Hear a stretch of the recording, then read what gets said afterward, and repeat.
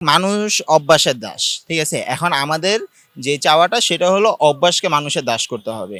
আমার ফ্যামিলি এটা বেশ সাপোর্ট দিচ্ছে। কারণ তারা তাদের ছেলে-মেয়েদেরকে দেখা গেছে অন্যান্য গার্ডিয়ানদের কথাও যদি তারা তাদের ছেলে-মেয়েদেরকে ঢাকা বিশ্ববিদ্যালয়ে পাঠায় এই কারণেই যে তারা দেশের সেরা বিদ্যাপীঠে এসে তারা খুব ভালো জ্ঞান অর্জন করবে। একটা ভালো পরিবেশে তারা থাকবে।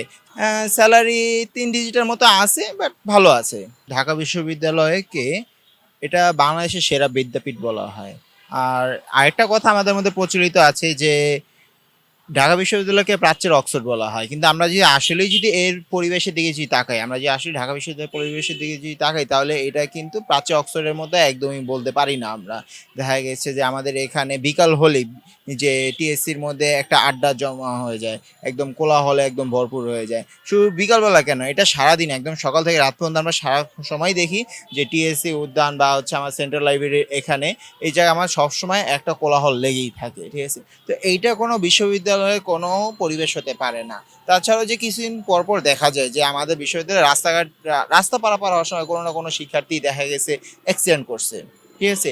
এই একটা সমস্যা সবসময় আমরা দেখি যে কিছুদিন পরপর হয়তো দেখা যায় যে আমরা শুনি হয়তো দোল চত্বর এদিকে কেউ হয়তো এদিকে কার্জন থেকে কেউ মোকরম ভবনে যেতে নিতেছে, ওই সময় রাস্তা পার হওয়ার সময় কেউ অ্যাক্সিডেন্ট করছে। কিংবা দেখা যাচ্ছে টিএসসির মধ্যে কেউ অ্যাক্সিডেন্ট করছে। এই জিনিসটা একটা সবসময় লেগেই থাকে। তো এই জায়গা থেকেই যে আমরা যাতে আমাদের এই পরিবেশ আরো সুষ্ঠু করতে পারি, পড়াশোনার পরিবেশটা যাতে আনতে পারি, সেটার জন্যই দেখা গেছে এই ট্রাফিক কন্ট্রোলের জিনিসটা আমাদের উদ্যোগটা নেওয়া। তো এটা আমাদের অনেক আগে থেকেই আমাদের বিশ্ববিদ্যালয়ের শিক্ষার্থীরা এই জিনিসটা অনেক দিন থেকেই তারা চাইতেছিল যাতে আমাদের এই জায়গায় যাতে একটা সুন্দর পরিবেশ থাকে, একটু গাড়ি ঘোড়া কোলাহলটা কম থাকুক। কারণ আমাদের এই জায়গায় কারণ আপনি যত কোলাহল বেশি বাড়াবেন সেই জায়গার মধ্যে আপনার যেই নয়েজ পলিউশন সেটা তত বাড়বে। আর আমরা সকলেই জানি নয়েজ পলিউশনের কারণে দেখা গেছে শিক্ষার্থীদের মানসিকভাবে একটা চাপ পড়ে। যদি সেই চাপটা যদি পড়ে তখন সেই জায়গায় আর পড়াশোনার মধ্যে থাকে না। এজন্য দেখা গেছে যে এক মানে আমাদের গ্রিন ফিউচার ফাউন্ডেশন যেটা আর কি প্রতিষ্ঠাতা হিসেবে ছিল কর্নেল জাকারিয়া উনি এখন রিটায়ার্ড আর কি আর্মি অফিসার। উনি আর কি কিছু লোকদেরকে একসাথে করে উনি একটা সংগঠন চালু করে গ্রিন ফিউচার ফাউন্ডেশন। তাদের এই উদ্যোগের কারণেই দেখা গেছে ঢাকা বিশ্ববিদ্যালয়ের সাথে সমন্বয় করে তারা আমাদের জন্য একটা ক্যাম্পাস জবের মতো চালু করছে। এই ক্যাম্পাস জবের মধ্যে আমাদের ঢাকা বিশ্ববিদ্যালয়ের শিক্ষার্থীদেরকেই তাদেরকে একটা জব অপরচুনিটি দিয়ে তাদেরকে ভলেন্টিয়ার হিসেবে তাদেরকে এই জায়গার মধ্যে তাদেরকে মানে জবের একটা ব্যবস্থা করে দেয়। তারা এই যে ট্রাফিক কন্ট্রোল কাজ করে। স্যালারি ৩ ডিজিটের মতো আছে বাট ভালো আছে। হ্যাঁ, পার্ট টাইম হিসেবে স্টুডেন্টরা পার্ট টাইম হিসেবে মানে তাদের একটা মাসিক হাত খরচ তো সবারই লাগে। তো একটা মানে দিন আমাদের এটা হলো দিনে ৩ ঘন্টা করে তাদের জব ডিউটি। তো দিনে ৩ ঘন্টা করে মাস শেষে তারা একটা হাত খরচের তারা একটা খরচ তুলতে পারে। মানুষ অভ্যাসের দাস। ঠিক আছে? এখন আমাদের যে চাওয়াটা সেটা হলো অভ্যাসকে মানুষের দাস করতে হবে। তো মানুষ এতদিন ধরে দেখা গেছে যে যেই জায়গার মধ্যে যেমন রিক্শাওয়ালা মামারা যেখানে খুশি সেই জায়গায় থামায় দিত। বাইকওয়ালারা দেখা গেছে একটা রাস্তা সাইডে নিয়া সেটা পার্কিং জোন হোক বা নন পার্কিং জোন হোক তারা দেখে না, তারা ওই জায়গায় দাঁড়া করায় দেয়।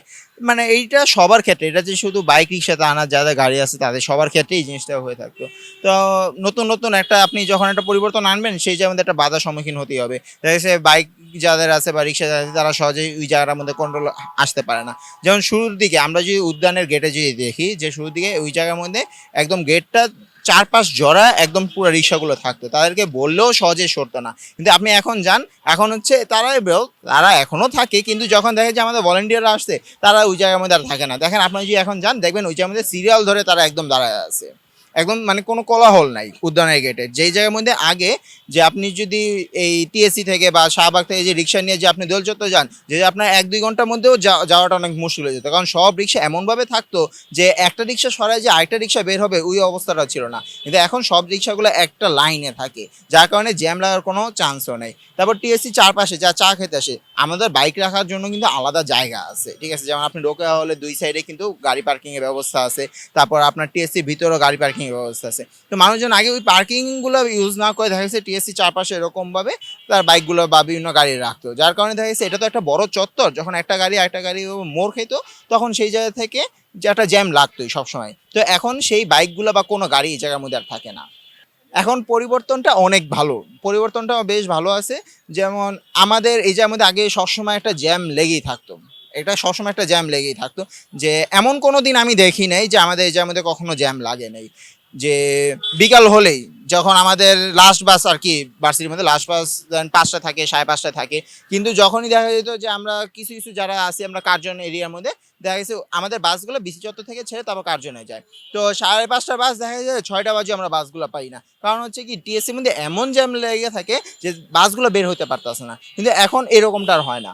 যে ক্যাম্পাসের মধ্যে আমি লাস্ট কবে জ্যাম দেখছি আমার মনেও পড়ে না।